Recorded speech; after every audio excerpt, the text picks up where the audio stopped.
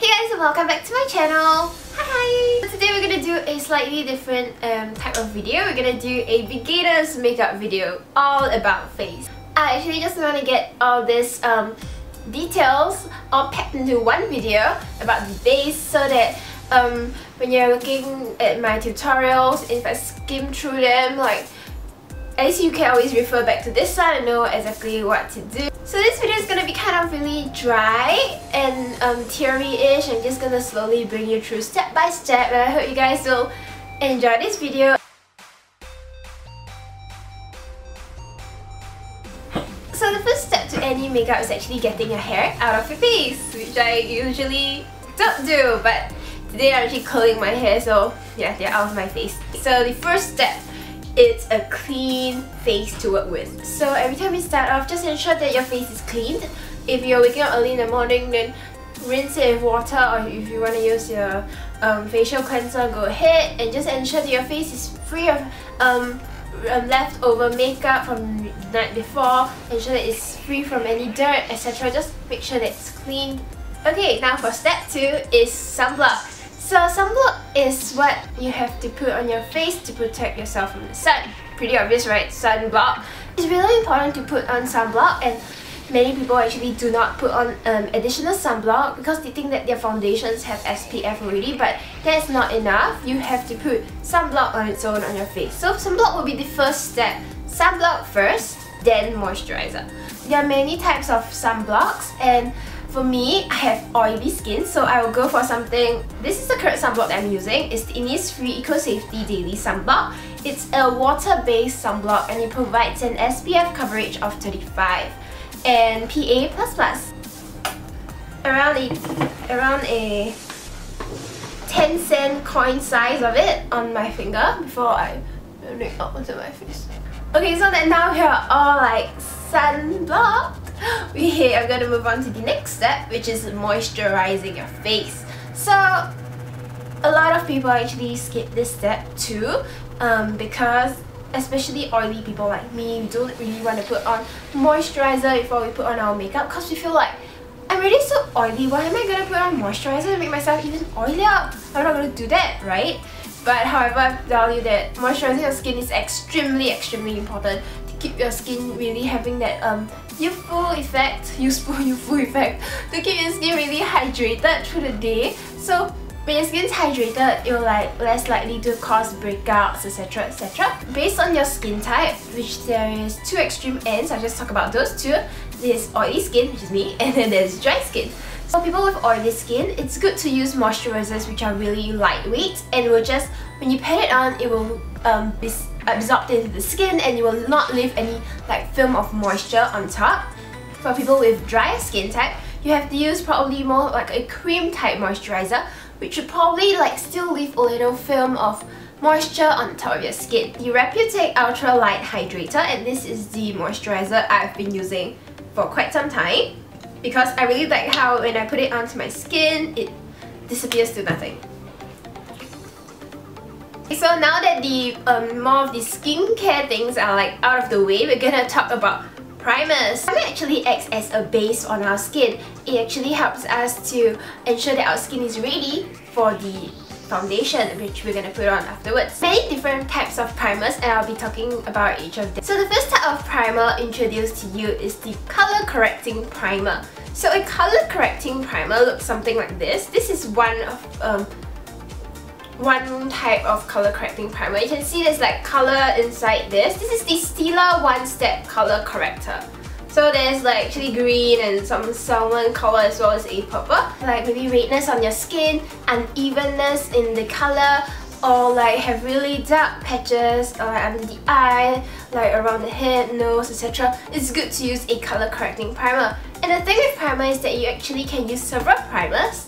You don't have to just use one. You can use several primers to actually really brighten up the look. I'll talk about that more. I don't know if you guys can see, but I can tell that my complexion has brightened up a little bit. Now moving on to the next type of primer. It's a brightening primer. So a brightening primer, basically you put it on, it will make your skin brighter Yeah, that's the name, right? Stellar. Genius! Wow! Over here, I have my Makeup Forever Step 1 Radiant Primer in the yellow tube. So it's the yellow color shade and put it at the areas which I think is like kind of dark and I want it to be brighter, which is this area over here, as well as my T-zone. I don't know if you guys can tell, but definitely I can see this area getting a lot brighter. I actually use more than one primer. I've just used this to color correct, then I use this to move on to the next type of primer. This is the mattifying primer. It is basically a primer which are more meant for oilier skin type people or people with combination skin type. So if you have oily or combination skin, you tend to have oilier spots on your face. You can then use a mattifying primer to ensure that the parts over there would be matte for a longer period of time. The primer I have here to share with you is the Face Shop Velvet Skin Primer. Oily areas to give it a really matte effect for easier application afterwards. So if you are towards the drier skin type, or you have normal skin, or you just want your skin to look more fresh and dewy on that day, like me today, I have my MAC Prep and Prime Skin Base Versace. I don't know how to pronounce that. This is a more moisturizing type of primer as compared to the mattifying one. So I might be using this today. I really love how this feels. Like, so even though I'm oily skin type, I do not like get oilier even though I put this on. Right, this feels so nice.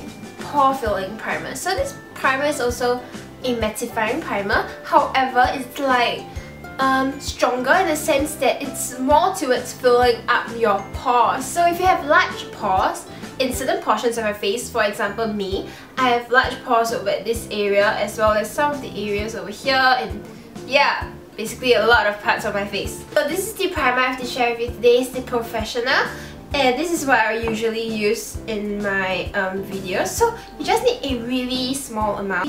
Those parts of your face which do not have huge pores don't require this. These over here, so usually I just rub it in towards my nose. I wouldn't say that the pores go invisible, like not there anymore after using this primer. However, it's definitely significantly smaller as compared to if you don't use it. Okay, so now that we have our primer on, we're gonna move on to the next step, which is foundation.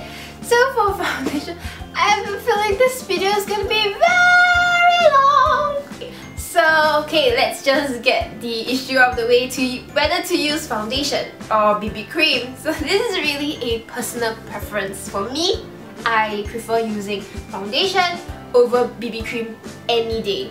A foundation comes in different coverage from light, medium to actually maximum, which is full coverage. So don't actually just think that as long as foundation is actually full coverage, it's gonna clog my skin. This is like not true all the time. Foundation also comes with SPF, some of them.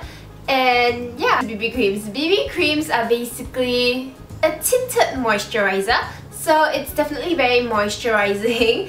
And usually BB creams, majority of BB creams, they are more towards the dewy side. So they finish when they are done with BB cream. They're usually very sticky on my face. Creams also have skincare like things inside. So when you actually have the BB cream on your face, it's actually helping your face through the day. I have acne prone skin. I feel that BB cream actually has a tendency, higher tendency of breaking me out because it contains a lot of like things inside, and like with all those things actually I feel like it clogs my pores and I have a higher tendency to break out.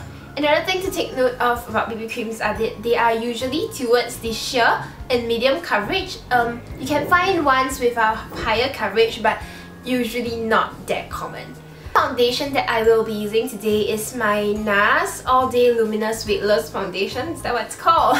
It comes with a pump, which is really convenient. Okay, so before we go on about applying our foundation, we have to talk about the application of foundation. How would you like to apply your foundation? So the first way is by using your fingers. So fingers is actually one of the best ways to apply your foundations because due to the heat you have from your hands, actually really be able to apply the foundation and allow it to melt into the skin and look really natural. It's by using a sponge. So this over here is my Real Technique Miracle Complexion Sponge, and I've actually dampened it and squeezed out the excess water, so it's kind of big. By using a sponge, you actually have a higher coverage as compared to when you use a brush. So today I'll be doing half my face with a beauty sponge and half of my face with a brush. So before I go into application, I'll just talk about the brush first. Brush is the Sigma Flat Kabuki Brush F80, and basically a kabuki brush is a brush which is really dense. So with a brush that is really dense, so all the bristles are dense together, and if it's really dense, you're able to really put on the foundation and pack it on. So I really like this brush, and however I feel like brushes tend to be streaky as compared to a sponge, which will blend out so much quicker. So over at this side of my face, I'll be using my brush. The eye. It looks really natural if you do the stippling motion. You can do this. This is stippling motion, and you just go in small circles. The damp sponge. So you can, when I work with the damp sponge, it's actually a lot faster.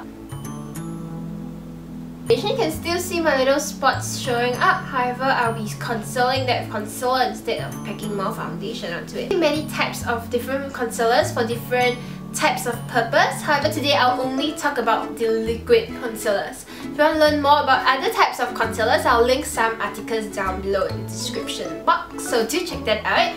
Usually I'll start off by using my skin tone one and place it at the dark areas of my face, such as under my eye. I use these areas.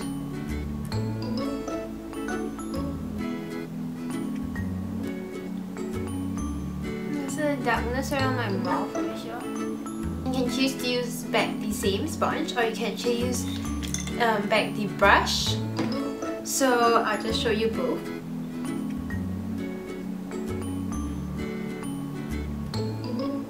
Just be showing you how I use the brighter looking concealer to actually highlight the face. So you can put it over here in a triangle, which Cupid's bow, and here as well. You'll let your eyes look so much brighter and more awake as well.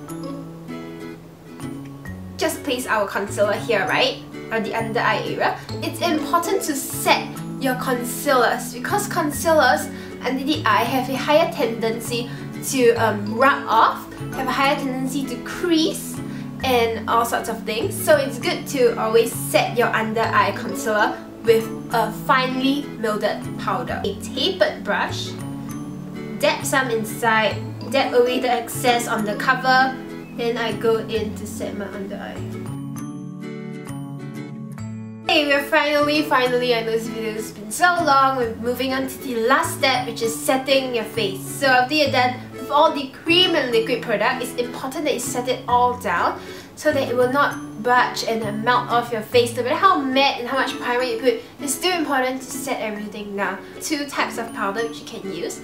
There's loose powder as well as pressed powder. For example, this type. It usually comes in a big tub, and the powders are like finely milded inside, and yeah, it comes with a puff or it doesn't come with a puff. And a pressed powder will look something like this. It's pressed. It comes in a smaller packaging, which is a lot more friendly for travel, and usually they come with a puff as well. Okay, so usually what I'll do is I would use a loose powder to set my entire face at home. Then when I go out, I will bring a pressed powder along to touch up any spots which I brush, and I'll just dip it into my loose powder. Skip this step if you are a dry skin, or maybe your combination skin, normal skin. If you're combination skin, just set those areas which you usually get oily and skip those places which you are dry. If you are dry skin, you can skip this step completely. So that has been a really lengthy video you guys have just watched, and if you actually stuck through, I hope you guys actually gained something from it. And if you guys are interested in more of such detailed videos of me talking about just a particular thing, do leave it down in the comment section below, and I'll definitely want to actually look into that as well. So have a nice day guys, and I'll see you guys in my next video. Goodbye!